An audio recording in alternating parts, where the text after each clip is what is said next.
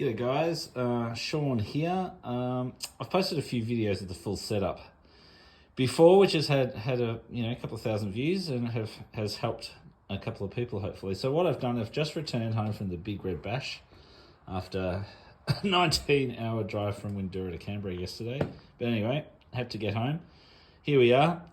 Anyway, here's our Traveller, which held up bloody awesomely through the dust. Look, if you're going to travel on those dirt roads out back, you're going to get dust, really, I think, no matter what you do or how much you prep. But we did pretty well, I reckon. Anyway, what I'm doing now is just quickly while I'm unpacking, it's just going to show you what I carry with me. And interestingly, pretty much everything that I've just unpacked out of my storage box and my little side storage box here with the electrics in it, I have used, or it's something that you probably should consider taking with you on the road, as I found out. Anyway, so this little box here doesn't look like it can hold much, but if you look at what I pack into it over here, got a King's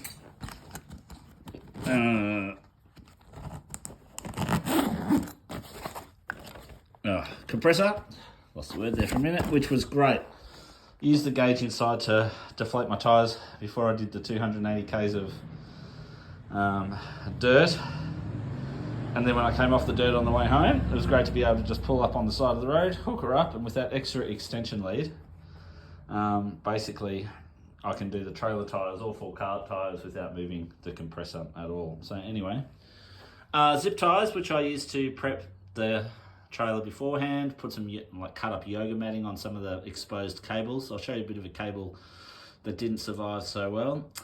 A wheel brace, which I use, which I'll get to later. Look, I've got a socket set there, metric and imperial, screwdriver bits and heads and stuff in the Irwin box, a hammer, the drill, which I use to drive the pegs into the ground, which I'll show you later. I've got my extension lead for the solar panel, another extension lead there, the tails for the Max Tracks, which I didn't use but nearly had. Anyway, and in here just a couple of little ring spanners that fit onto certain nuts and bolts, a couple of water hose nozzles, connections for when you pull up to a powered site or a plumb site, so you've always got that. Little level that I use, bit of electrical tape, bit of plumber's Teflon tape, and I've got some fuses there as well. So that all there packs reasonably neatly into that little spot there. So next is this front storage box here, which on the Traveller is a little bit smaller than on the Escape and the other more off-road ones. This is a Traveller TX, which has the off-road package. Doesn't have independent suspension, but it's got spring suspension and the shocks. So it does really great off-road. But anyway, it's a bit of a smaller box. So what I fit into here is, starting from what I pack in first, I've got my little Oswit fire pit, a Weber BBQ, I've got a 250 kilowatt solar panel, 2 Oztank King Goanna chairs, another gas bottle for the BBQ, my jack, which I needed, a hose. I hate this hose and I hate this bag, and I'm going to get a flat hose anyway, more of that later. Canvas bag, and the canvas bag fits in all my guy ropes. I took sand pegs on this particular trip because we were in the dirt. Some super peg pegs, and these smaller super peg. Now these are about $3 each or something, but I did get a set from Bunnings which had yellow heads on them, which lasted me about 1 camping trip. The head wouldn't sit in the drill properly, and anyway, these are fantastic, and I think it's worth spending the extra, at the end of the day, probably 15 or 20 bucks to get the good stuff. You don't need it for all the stuff. You see, I've got some King's gear here, but to be honest, it's never let me down. I've always had no issues with the King's stuff. So anyway, you can see all of that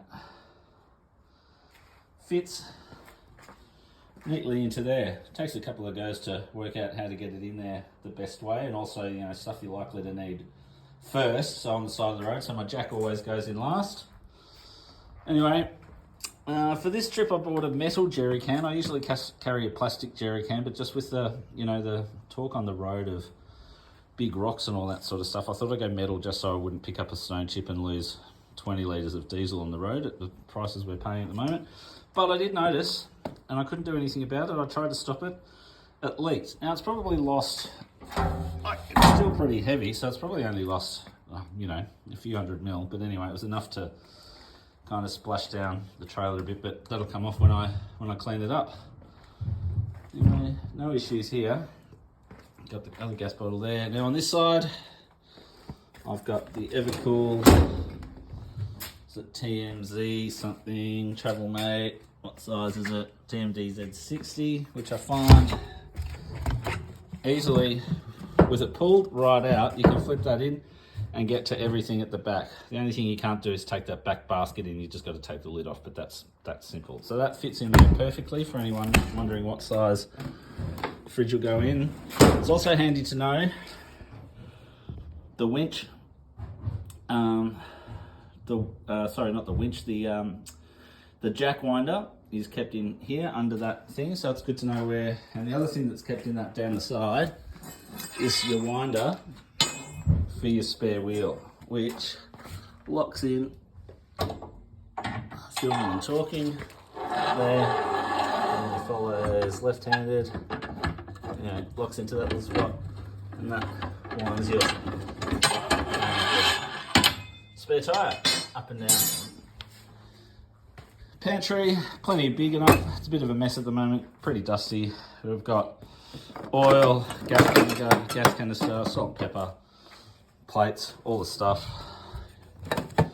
Coffee, flour, some toilet paper, tissues, alfoil, all the stuff in here, a couple of pans, and also these lights, which when I finish packing up, put them in there. Very handy for if you're just stopping overnight and not using your full awning setup. Doesn't look very handy now because it's all a bit twisted. But these connect magnetically. Not at the moment with that like that. Anyway, they just stick there down the side. Touch the metal and we'll stick there magnet. So we use that when we're just set up over the night and over the awning. Anyway, further to the back.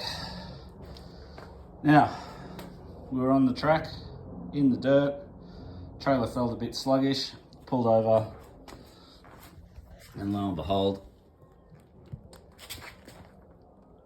tear. So lucky I noticed it pretty quickly and it didn't disintegrate, so that was good. Anyway, took about 40 minutes to get in there. Now that is something I will mention, is the jack, if you're in sand and you've lost all your pressure in your tyre, I had to dig a hole to get the tyre out. And what did I dig the hole with? The stuff I never really use, which I always carry with me. And I've just got a big spade and a shovel at the front.